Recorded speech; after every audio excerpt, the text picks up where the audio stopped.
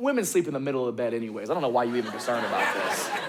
It's so selfish. I wouldn't be surprised if every time it's because he has to take the sheets back and he's like, yeet. And she's just like, oh, baby, you had another sleep nightmare. You had a bad dream. I definitely wanted to start off by just saying like how crazy it is to do like a crowd work special and like, you know, being able to control that room. What made you want to do a special that was focused on crowd work? I mean, it's fun and exciting, right? Mm-hmm. It's a little bit scary to do something that's so far out of your control, and you just kind of have to conduct a through line throughout this entire show. This isn't my first crowd work special. I did one in 2022. I think it came out. The Walking Red Flags. Yeah, Walking Red Flags on YouTube. You did your research. Thank you. Man. That was when we filmed in Miami with just like, I mean, it was literally a one-person camera crew. Like we set up all these different cameras and one guy just running around doing as many shots as he could. But that was kind of my first experience doing it. I realized it was actually possible. And then obviously, ever since then, the past 2 years, like it's just something I've become really well known for, and I do believe I do at a higher level. And it's something that's just fun and exciting for me every show. You know, these are moments that are never going to be duplicated at any other show I ever do. So it's fresh and exciting for me. When you're rehearsing your set, building the material in a show for an hour-long material special, you can definitely get tired of telling your own jokes. These are new jokes every single show, and that's what I love about it the most. Title of the special, Lucid, what does that mean to you in terms of comedy? It's just a cool word. No, there's a little bit more to it. Lucid dreaming is, I'm probably going to butcher this and get eaten alive online, but it's, to my knowledge, it's essentially when you're kind of aware of that you're dreaming, right? And you can kind of take control of your dreams. And the concept of dreams in general was just something that was so special to me because I am so lucky that I get to finally live my biggest dream being this moment that I'm having right now. And I know so many other people strive for that, not necessarily in comedy specifically, but like everybody has something that they're chasing. And I was kind of curious where they were in their process of chasing their dreams and how lucid they are in chasing their dreams. Are they taking control of it? Are they aware that this is even a dream that they really have? Sometimes you realize like, yeah, you like something, it's just a hobby, but you don't even know that's maybe what you're meant to do for the rest of your life. I mean, when I started doing comedy, this was never even a dream of mine to this level. I was just like, if I could ever sell at a comedy club one time ever, like that's the epitome of what I think a comedian probably could be. It was just something I enjoyed doing. I didn't know until I really fell in love with it over years and years and years of doing it that I was like, oh, this is what I want more than anything. The family thing, daddy-daughter, real thing. Hold on. Don't just assume like we know the thing. What is daddy-daughter thing? They all knew just now. They what? They all knew. Who knew? Everybody. No, they gave the same reaction I did, I promise. What is the daddy-daughter thing? Is it a physical relationship with No, I've never met my dad. Oh, a daddy issue thing. Yeah. That's not how you say that. And I just really wanted to get to know my audience's dreams and the aspirations they have. Throughout this special, you had stuff that you didn't expect that you were going to hear when you focused on this girl in the front row or this guy a couple rows back. Of course. Is there anything that has come about in your crowd work when you're like getting to know strangers that has like kind of like flustered you, where you're like, I was not expecting that? Or is that like kind of like part of the gig when it comes to crowd work? You can usually turn the weirdest things into the funniest things, I think. It's when you're getting a straightforward, boring answer that it's kind of the most frustrating, because you're like, sometimes there's just nothing funny about it. Right. And that's okay. And you have to figure out how to pivot out of that moment. I mean, you can definitely, I was talking to a girl on stage a couple of weeks ago about anxieties. It's a whole thing I'm working on in my new show right now. And I asked this girl what brings on her anxiety, and she was talking about grief. And I was like, well, you know, if you're comfortable sharing, like grieving what? And she was talking about a lost family member. Now, obviously, as you can imagine, the air is now sucked out of the room, and everyone's on the edge of their seat like, okay, she kind of killed the mood for a comedy show right now. But then having the ability and comfortability and presumable relationship that you're trying to build with this individual person that now allows you to ask more in-depth questions and make them feel more comfortable talking about something that otherwise might cause them to have anxiety. And then finding out their story and their truth that is kind of at the heart of these anxieties for them, that's where the comedy lies. And that's where you can find the buttons to really hit and make them laugh about the thing that otherwise makes them so uncomfortable. I think that's where comedy has an opportunity to kind of be healing. The best crowd work isn't when you're just like, so where are you from? Ohio. Right. Yeah. Oh, we can tell, you know? Like it's surface level is like fine, but like you get to know somebody. Right. Have the conversation. Right. Keep it funny, keep it snappy. Sometimes somebody will have like a very long-winded answer and you're like, all right, you're losing the back of the room. Well, come on now, simple answers. How do you sort of deal with like what it is to be at this level of success right now? Like the good and the bad, like how do you balance it? Whew, it's a very good question. I'm still learning, for sure. It's a lot to juggle, for sure. In the beginning, you really mostly only hear the positive. So it's an overwhelming amount of like support and joy. And then a very select group of people go, oh, this person's like very well loved and respected. And I myself might lack that love and respect in my own personal life, so therefore I don't want this person to have it. So then comes the influx of negativity. And you just have to really, really appreciate the good because the bad's gonna come with it. Guaranteed. Nobody is universally loved. When I take into consideration my favorite comedians of all time, Ricky Gervais and Dave Chappelle, two of the greatest people to ever hold a microphone, Right. are also two of the most hated stand-up comedians in the world. So the negativity is guaranteed. You just have to focus on the good. I don't care how many people don't like me or don't like my comedy. I make a lot of people really, really happy, and you don't know how badly some of those people need that happiness. Well, that showed itself, I think, you know, this last spring with Netflix is a Joke. I mean, you did something, you know, record-breaking, which would be the youngest comedian to sell out the bowl. That's crazy.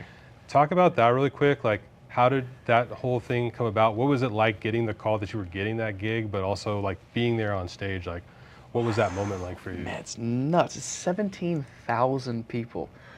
By far the biggest venue I've played to date. It was astonishing to get that call because just 2 years prior when Netflix did their first festival, I wasn't invited to perform on any shows, big or small, like whatsoever, not included, when of course like every comedian peer of mine and that's what I'm looking for, inspiration of mine was in the same city on stages, you know, just right down the street from me, and I couldn't partake in something that I felt like I really could have added some value to comedically. And this time around, I was just happy to be involved in any stage of the festival, to perform at it. It could have been the Laugh Factory, it could have been the Improv, it could have been one of the smaller venues for this festival, but I would have been so grateful for that. So the fact that 17,000 people came out to see me in the middle of a festival that all of the biggest names in comedy are performing on the same night, or at least the same week in venues right down the street. They could go choose to see any of these people. Right. Somehow 17,000 people in one city wanted to come see me. That's awesome, dude. I was so grateful for that. My mom flew in for it. I was able to have all my friends open for me, and they put on a great show. That was just awesome, man. It's I hope to play it again very soon. It's a great venue. It's obviously iconic. Given like all the different things that you've accomplished now, like are there areas that you still want to move into in terms of taking your comedy in places that people haven't seen you yet? You know, I'd like to go as big as God wants me to go. You know, Yeah. if it's in the cards for me to play a stadium or arenas, that's awesome. You know what I mean? If it's just what it is right now, and I'm just playing theaters and comedy clubs for the rest of my life, I mean, I'm so fine by that. You know, that's still something so many people don't get the opportunity to do, and I'm so happy with even that. As far as branching out and doing other things, acting has my heart, man. I love it. It's why I chose to move to Los Angeles instead of New York when I was 17. You know, New York's obviously the mecca for comedy, but LA is where you gotta be, or at least had to be, before Zooms and self-tapes to become an actor. Right. And it's just something I never really had the opportunity to get my foot in the door for much of. And it was really hard to expand my resume, and comedy provided me a platform to kind of show people the talent that I have and the drive that I have to create my own opportunities. And I'm kind of hopeful that people will see the amount of people that I'm able to make happy with my comedy, and hopefully I get another opportunity to show what other kinds of art form I can spread my comedy through. Did you say if you were a girl, you would have liked to have been a pole dancer? Yeah. Kind of. You still can. You still can. You never seen like Magic Mike or something? Clearly, I'm not that good Mike. Oh no, I disagree, man. I think you can still I still think you can jump head first into this job. What are you doing now? Right now, I work in finance. It's boring as. That's not fun at all. Doesn't pole dancing seem a little bit more fun? Have you been to a male strip club before? I prefer female strip club. Because you respect the athleticism. Yeah. Fair enough. No, that works. And they have good brunches and.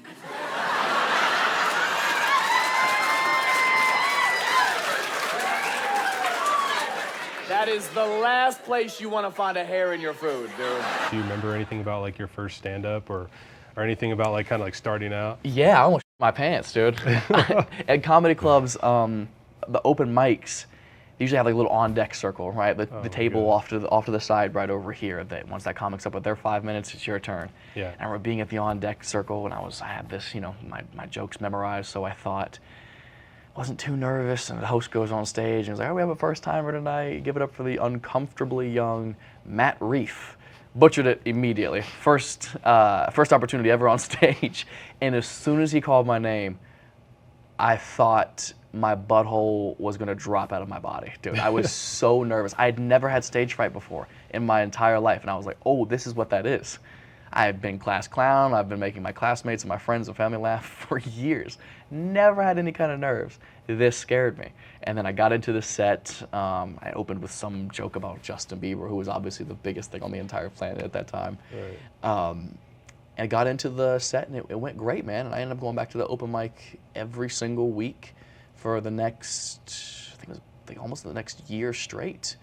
My grandpa would take me, which was awesome, because like a lot of open mics, it was a bringer show, so you have to bring 5 people, but all of my friends were sophomores or juniors in high school, you know? So my grandpa would go and he would buy 5 tickets at the box office, so they would think, tally mark wise, that 5 people came to see me, when reality it was just him in the back by himself. Oh, it was amazing. Awesome, man. I'm so lucky I got that chance. In addition to the specials you have coming out, you also have like a book that you're working on, right? Yeah, Your Mom's Gonna Love Me. Yeah. Yeah, I mean, dude, I'm so excited for that. I imagine a lot of these kind of, early come up stories are probably going to be in there. But what is it? What made you want to write a book at 28? It was something I didn't think I'd ever do. Growing up, I'm not the biggest reader. I love to read like history books and like scary novels. That's kind of it. Big Stephen King fan. When the opportunity came about to write a book, I bounced around a lot of ideas of what I should talk about. And as I just started to jot down some ideas on my laptop, some stories just kind of started to flow out of me that I hadn't had the chance to really dive into. And a lot of it was, early on in my career stuff, but the majority of it ended up being a lot of the stuff over the past couple years that I haven't had any time to reflect on whatsoever. And I don't just mean like the career things of like these amazing accolades I've got to add to my resume. Simpler things like, not to get so sappy, but like my grandpa passed away like the exact couple of months that everything started to happen for me. He never got to see me have any of this, and he's the reason I have any of this. And that was also the very beginning of this tour that we're still on right now for the past 2 years of doing 40 to 50 shows a month without any breaks at all. And I've been so happy to be so distracted and keep busy and keep my mind off that kind of stuff, but through therapy and this book, which has been a massive form of therapy, it's forced me to take time and reflect on all the things that got me to this point right now and how I really feel about the things that I have right now. That it wasn't overnight, and sometimes I do need to remember how much this means to me and my family and my friends, and to have people relying on me now, and for me to rely on myself but not be too hard on myself, to take time to realize what it's like to sell out 6 shows at Radio City Music Hall. We did 5 shows at Mohegan Sun, which was a record for the venue. Things that are such amazing accolades that in the moment of this tour and being so busy, I never got a chance to even think about them. Like, what does that really mean to me? Like, it's so cool. My career could stop today. I could never perform for the rest of my life, and I've already lived a lifetime. And writing this book really made me appreciate that. And I think without doing that for myself, whether or not anybody buys it or not, I think it was important and healthy for me to have done it. I think you'll sell a few copies. I hope so. New York Times bestseller Matt Rife has a bit of a ring to it. After that, I'm getting a PhD, dude. I'm gonna get so pretentious. Yeah, man. I mean, speaking of the whole just being so busy, I mean, you literally have not stopped, but then you did stop. Like you had to kind of like force yourself to stop, right? You did take a couple of shows off because like exhaustion and stuff. Like, Yeah. can you talk about that? Just the level of like how much work you had to do or get to that point to where you just said, look, I gotta take some time away. And since that time, have you felt like better about? Yeah, it was so embarrassing, man, because everybody around me saw this coming, by the way. Everybody's only response was, can't believe this didn't happen sooner. Not just because of the demanding schedule. Like I said, 40 to 50 shows a month is unheard of. And I'm a notorious bad sleeper, which I talk about quite often on stage and off. I'm pretty used to sleeping like 2 to 3 hours a night, and which is very unhealthy, obviously, on somebody on a regular schedule. But you know, I've been able to get by on that, and we've been through hundreds and hundreds and hundreds of shows with me just being on that amount of sleep. So I thought I was gonna be able to coast through. And this was, we had just got past the recording of Lucid, where I was really ramping up, where we were hitting 50 shows a month, where like even my off days from theaters, I was running practice shows at like say Nate Jackson's club, at these comedy clubs, like really not just performing, but like really meticulously having to put extra thought and effort into my shows and performance for obviously such an important taping. We got through the tapings, I was on like maybe 2 hours of sleep for those tapings, and then for some reason, the moment I thought I was gonna finally have like a weight off my shoulders, I just stopped sleeping in general. I had a couple of shows after that, and I was on like 3 or 4 days with no sleep whatsoever. Wow. And I was like super off on stage. I couldn't quite see clearly. I was having to sit down on the stool for a lot of it. Like I use a little hands-free headset. Like quite often I was having to like keep myself upright on the stool because like, I just couldn't keep my balance. And I was like, well, I've got like a couple of days off before my next shows. I'll sleep then. I'll be rejuvenated. I didn't sleep at all the next 3 days, and I was like, well, I gotta go do the shows. And I was just leaving my hotel room, heading to the car to go to the venue, and I couldn't walk. Like I couldn't keep a straight knee. I couldn't see anything. My ears were ringing. I felt like I was legitimately dying. And unfortunately, I had to go straight to the emergency room. They plugged me up with like every possible IV. And yeah, we had to reschedule a couple of weeks worth of shows, which was miserable.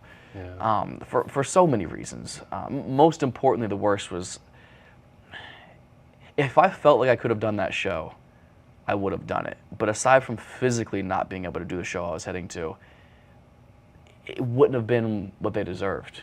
You know, I was like, if I understand people being upset that they had plans for that night, but it's like, if you could just wait a little bit longer, I'll come back and give you a way better show than what I would have forced you to sit and watch through, you know? Right. While you watch me just be on my deathbed You for just show an up hour. on TMZ, just passing out. Exactly. Like, that's not the clip I want going around, you know? And it would in a heartbeat. Yeah. So other than feeling like a disappointment to my fans, I know it was something I had to do. Like, I had to get my health figured out, and I'm still working on it. But it was just so weird to not perform for 2 weeks. Like I think I didn't sleep for the next couple of days after that, actually. Like I was on IVs like for like 48 hours straight.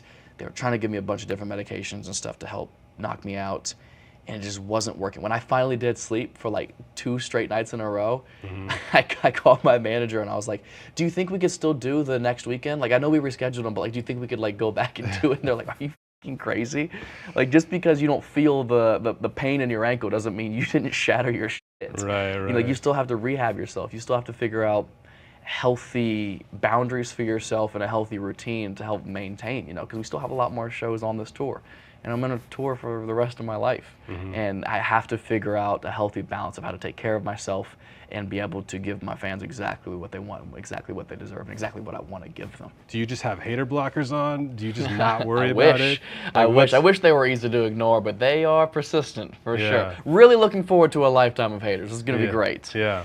Therapy definitely helps. You got to have a professional from a third party to just kind of remind you you're not crazy, and you're and everything you're going through right now is incredibly normal for somebody who's where you're at in your career. Yeah. But I'd say most importantly, my friends. My friends help remind me that I'm so lucky to be where I'm at, and that everything I have right now is gonna come with a negative, right? Every positive is met with a negative in some capacity. And my friends remind me every single day that, I don't know if I'm allowed to curse in this interview, but like, those people, dude. They aren't the ones who got you where you're at right now. Just be appreciative of everybody who did get you where you're at right now. And that means more to me than anything in the entire world. So is it hard to ignore the haters sometimes? Yeah, but I also stopped looking.